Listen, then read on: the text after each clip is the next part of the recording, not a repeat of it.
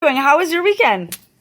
Pretty good, amazing. I went to a senior party, Oh yeah. helping out with my aunt. It was great. I didn't realize some of these seniors they can drink. Oh, You know what I mean? awesome. They can drink.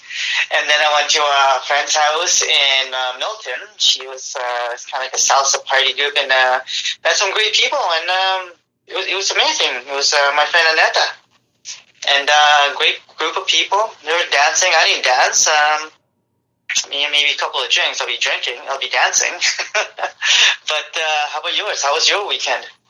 My weekend was actually pretty good. I decided to shut everything down Saturday, late afternoon, and basically I just turned everything off until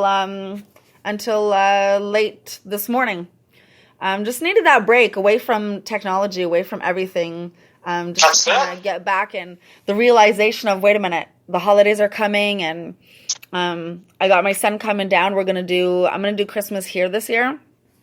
So, Mhm. as you know, without having family or anything or friends and that, like I've got a couple of friends, but that's about it. So, I got my son a train ticket, so he's gonna come down here, and Awesome. yeah, we're gonna have Christmas out here. And then my little guy's birthday is 2 days after Christmas, so we'll be basically having fun for a good couple of days.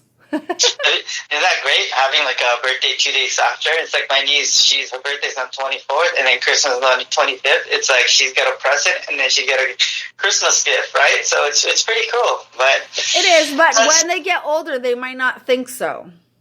yeah, Joanne, an amazing individual talking about her business and transformation, what has happened. But, and want to Yeah, say it to her, does. You got to be careful of shit like that. Like, you know what? The one thing I notice people do all the time, and this is like a safety feature that I'm telling everybody. Safety feature.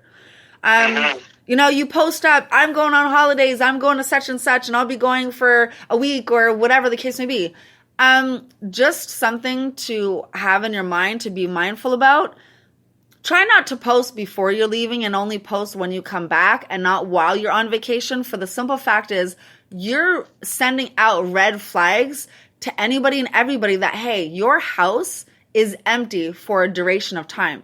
So if anybody wants to find you or figure out where you live or anything like that, you're opening the door for somebody to go and break in. And these are little things that people don't really think about, that you need to be a little bit more mindful about when you're posting, or, hey, I'm posting, I'm on vacation, I'm in such and such. Well, you can't be in two places at once. So again, that still opens the door. It's not the safest thing to do. I wouldn't recommend it. It's great to post your pictures and post after the fact when you've come back. But posting during, it's not the brightest thing to do. Just saying. yeah, yeah, you get one of those safety security camera or at the Best Buy, and when they ring the doorbell, I can't remember the name of it. It's like, hey, we're on vacation. We're busy right now, but they're on vacation. Right? Somebody's trying to ring the doorbell, and then there's a camera. Oh, Right?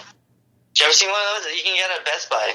really? It's pretty neat. Yeah, yeah, you can get it. It's like somebody's trying to ring your doorbell, or somebody's trying to knock, and you have it on your phone, on your Well, if smartphone. they're trying to break in, I don't think they'll be ringing the bell or knocking on the door. I'm just saying. You're like, all right. Especially here in Oakville, it's like, hey, all right, they're gone. It's a freebie.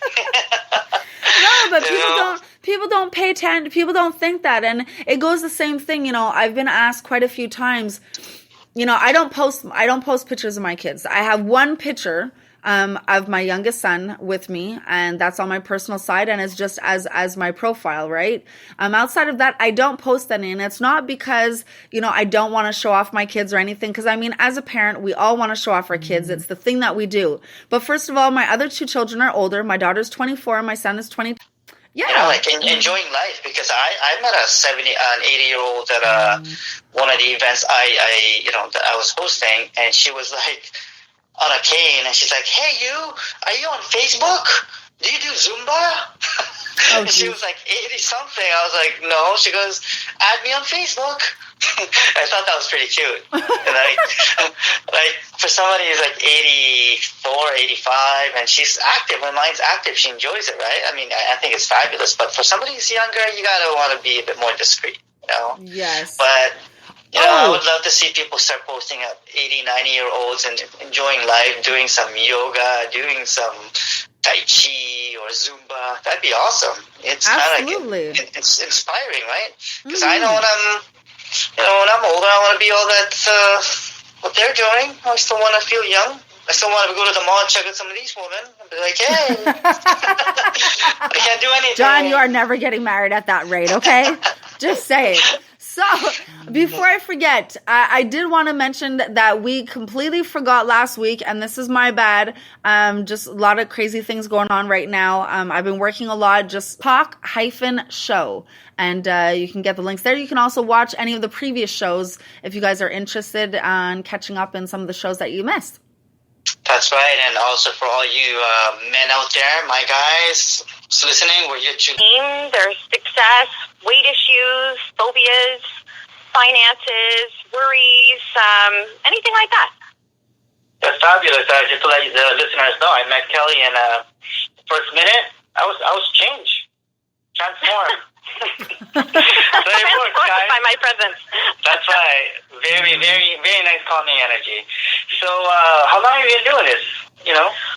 Oh, well, I've actually been in this sort of field of energy work for about maybe I think it's been about 8 or 9 years. Wow, long time. Yeah, it's been a long time. I got my training a little bit later, but originally, when I started, I was very intrigued by my own personal results with energy healing and energy therapy, and I thought this is fantastic, and it became my passion. Awesome, that's great. And because you also mentioned you're an EFT, so tell us a little bit more about that. Hold on 1 second, Kelly. I'm looking at a picture right now. Did you actually get to meet Wayne Dyer? Yes, I did. Okay. Yeah. Details. I know we're cutting you off. Let us know. What was he like? We'll get into the EFT, but what was he like? It was wonderful meeting with him. I actually got to have quite a conversation with him, and he was just like my grandfather. He was so sweet, and he was just willing to give his time to anyone and everyone. And he posed for pictures with me, and he was just an amazing man, and just being in his presence, you just felt that calm and that peace. It was just amazing. Like you have. But, maybe he transferred it over. I was just gonna say that. I know. I saw Kelly, and then I wanted to nap.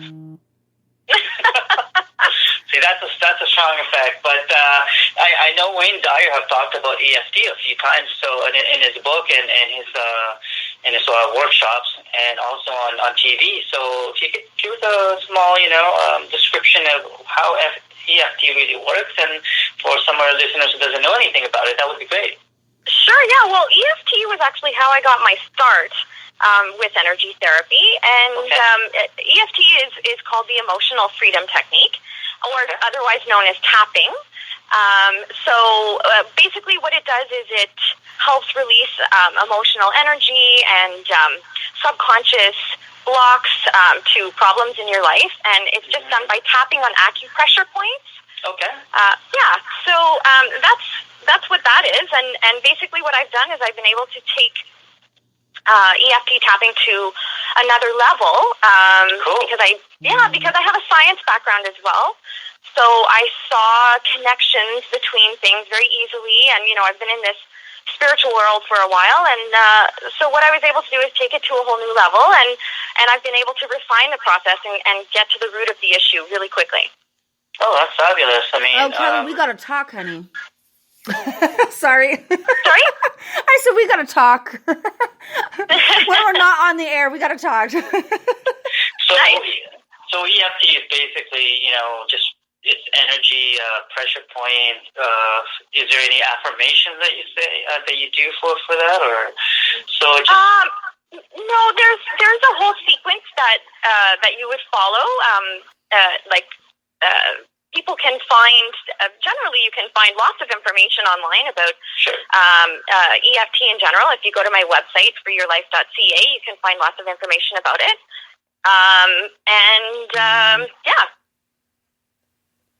Oh, that's fantastic. That's awesome. I mean, if it works, it works. Like when we tell our listeners, whatever works for you, try it. If it doesn't, God bless you. But, because there's a lot of people that are listening around the world nowadays that are looking for some kind of modalities or something. Right. In release. Yeah. Actually, there is a lot of scientific evidence right now about energy therapy and meridian energy therapies, which is what that is. And so over the last 4 years, there's been, I think, almost about 100 studies that have been done, and they've actually been published in reputable psychology journals, and they're showing that there's a high level of scientific evidence that it's a safe and effective method for producing lasting results. Cool, very cool. Yeah, psychologists, social workers. They're all, not all of them, some of them are starting to incorporate this into their practice. It's, it's been around for a long time. It's just, it's sort of an East meets West thing. And so, right now there's a lot more openness, I think, to other practices because people are realizing that what we've been doing has gotten us so far and sometimes it's not working for us. So people are looking for those alternatives. Absolutely.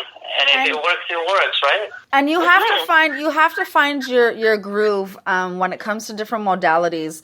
You have to keep in mind you'll always have people you'll have the raving fans and then you'll have the naysayers, and really it depends on how committed you are, how much you applied of the actual technique, and how serious you were about it. Because if you're not going to be serious, if you're going to try something and you're not going to be serious about it, you can't turn around and complain that it doesn't work. Because at the end of the day, you're telling everybody it doesn't work, but did you actually do what you were supposed to do is the question, right? And 9 times out of 10, the people don't. So you can get results in most of these modalities. You just got to find what feels good to you, what works for you. Yeah, and there is a problem actually with emotional freedom technique and some of those techniques out there right now, that there's so much on the internet that isn't tailored to the individual. Yes. So people think sometimes they try it and they get maybe a little bit of relief and then they go, that didn't work.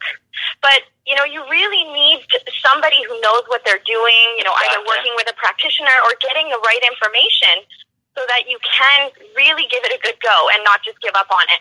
Yeah, absolutely. Because what has happened is I meet so many people out there that are taking so many different kind of workshops, courses that they're kind of like workshop junkies. I call them that. Yeah. And you gotta like you mentioned earlier, Jen. You gotta find your groove. You gotta give it a chance because a lot of people, it doesn't work, and people have really major serious sickness and ailments. They're like, it doesn't work, and maybe it's their belief system, right? So it is their belief system because they give up too early.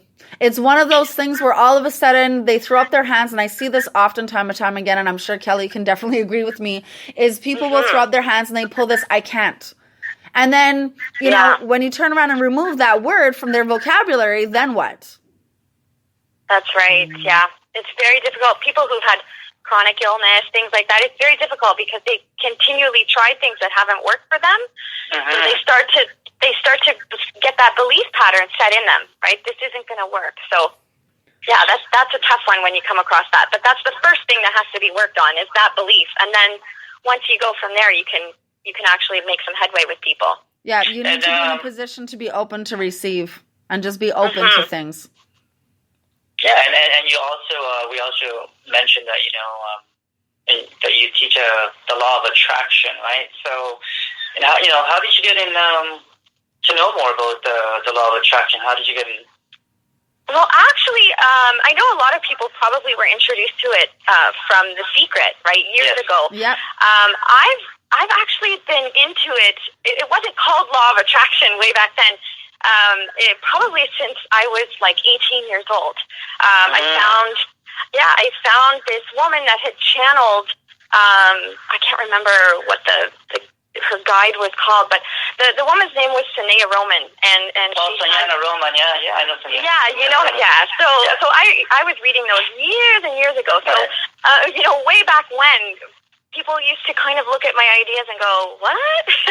So it's really nice that, The Secret came out and more people are actually really starting to take a look at it and try it, kind of experiment with it and realize that they do create their own reality. Absolutely, because there's so much stuff out there. I mean, so many people coming up with so many different things, and it all applies to, I guess, a lot of